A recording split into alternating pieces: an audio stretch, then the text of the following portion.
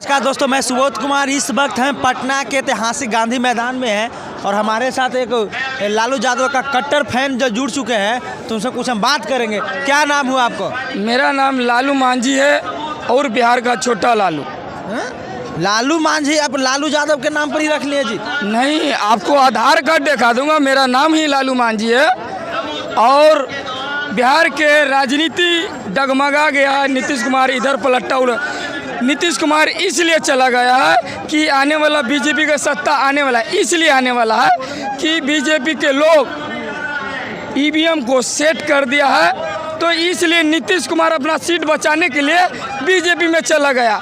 लोग यहाँ चिल्ला रहा है, आरजेडी भीड़ जमा रहा है, लोग को समझ में तो आ नहीं रहा मेन जड़ क्या है। तो हमारा कहना आप लोग का ये है, जो आप लोग को बहुत बहुत धन्यवाद कहते हैं कि सोशल मीडिया चला रहे हैं और हम लोग को जितना से जितना ज़्यादा बनेगा आप लोग का चैनल को हेल्प करेंगे।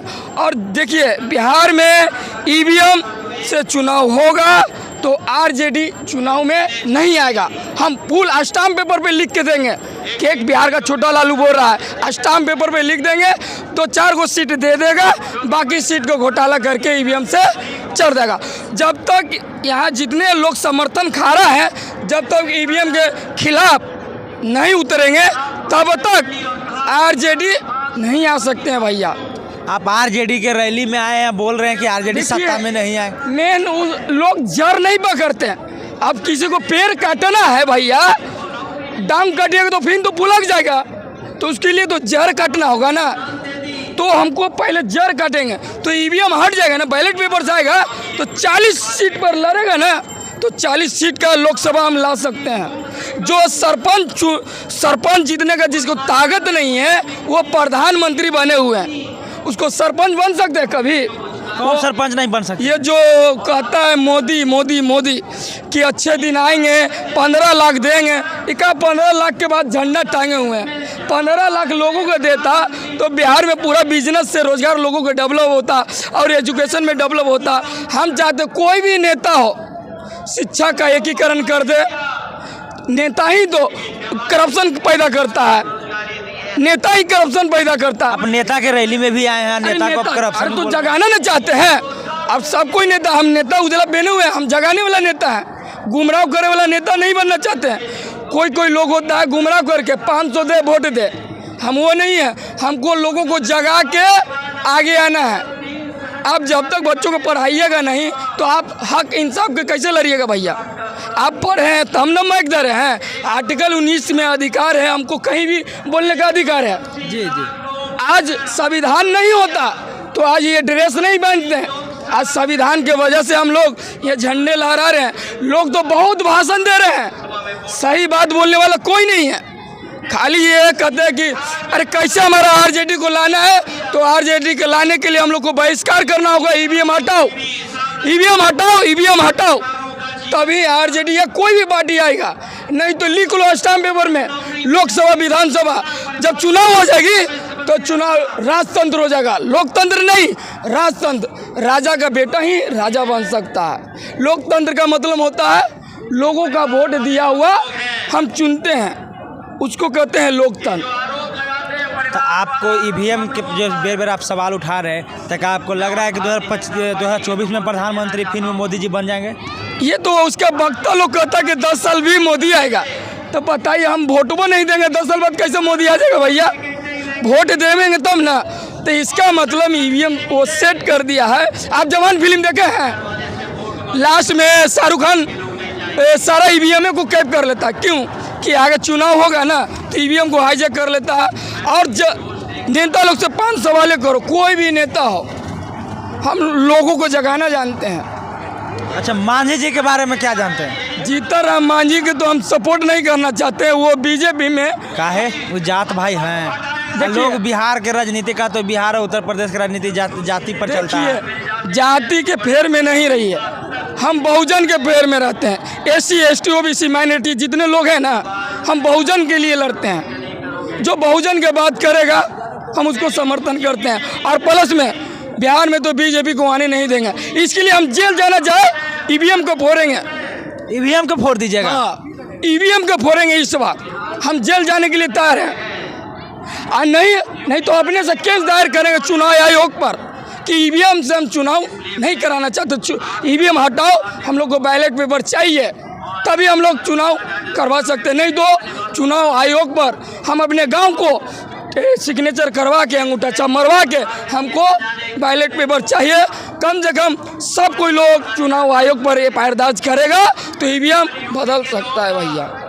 ईवीएम बदल जाएगा तक आपको लगता है कि आरजेडी का सरकार आ जाएगा, जब महागठबंधन का सरकार 100% ईवीएम हटेगा तो मतलब आरजेडी या कोई भी पार्टी सत्ता में आने का ताकत हो जाएगा।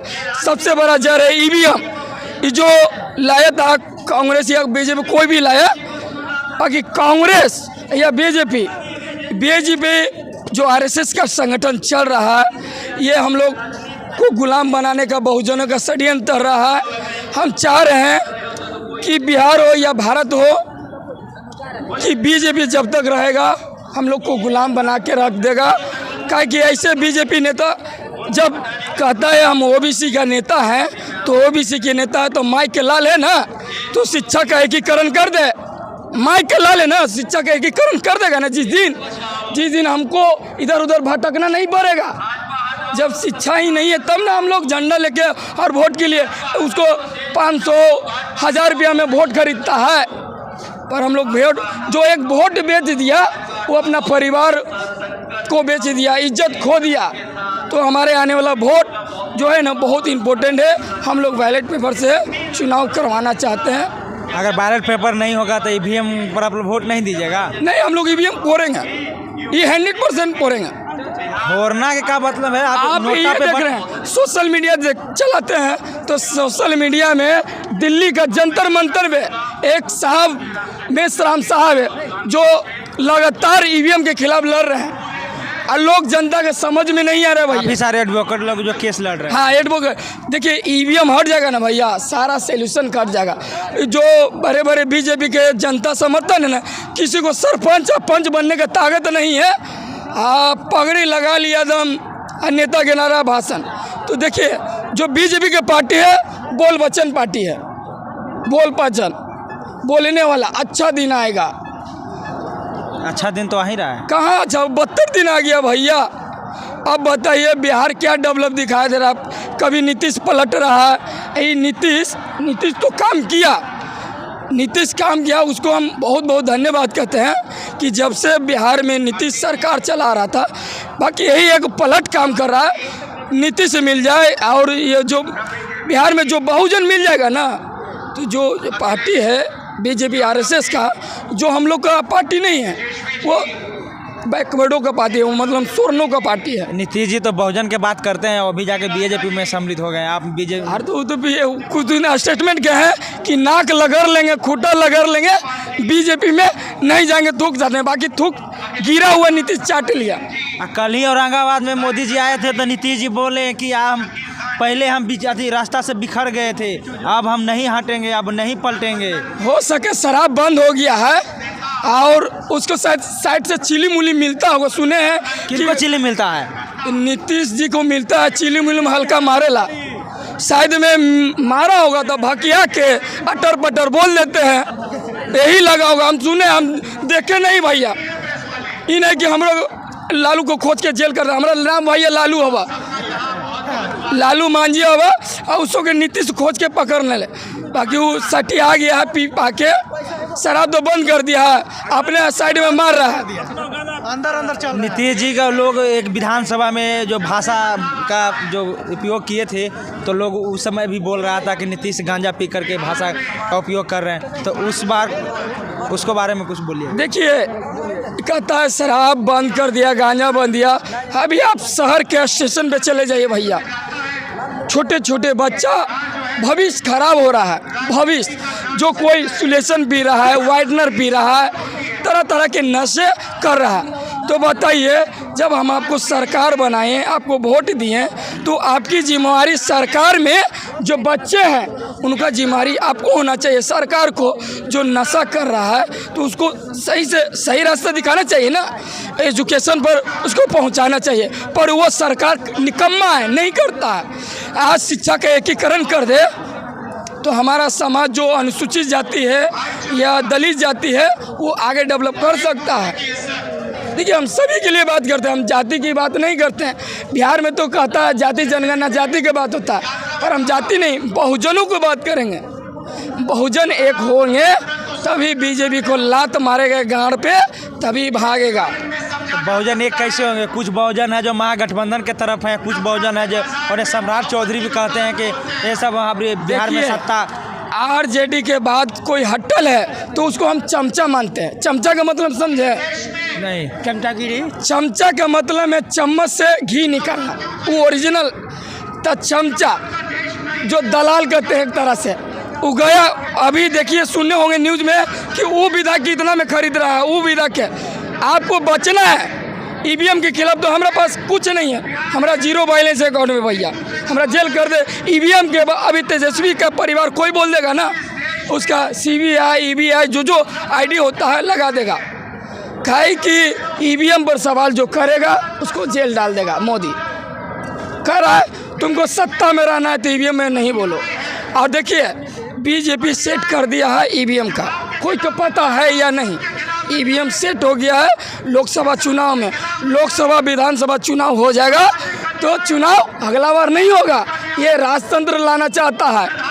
राजतंत्र मतलब राजा का बेटा, तुमको गुलाम बनाने वाली षड्यंत्र चल रहा है, तो हम आने नहीं देंगे।